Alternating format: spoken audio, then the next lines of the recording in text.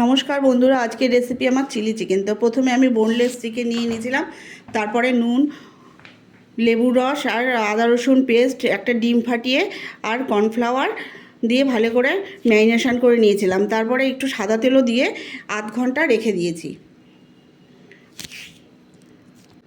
তারপর কড়াইতে তেল গরম করে ভালো করে চিকেনটাকে ফ্রাই করে নিয়েছি। এবার ওই তেলের মধ্যে একটু তেল কমিয়ে নিয়ে একটা শুকনো লঙ্কা ফোড়ন দিয়ে সবজিগুলো দিয়ে দিলাম।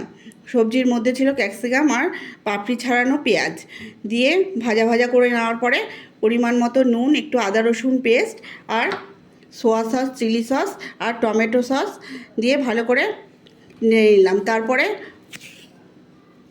তারপর চিকেনটা দিয়ে একটু নাড়ানাড়ি করে তারপরে আগে থেকে কর্নফ্লাওয়ার ঠান্ডা জলে গুলে রেখেছিলাম সেটা দিয়ে ভালো করে মিক্সড করে নিলাম।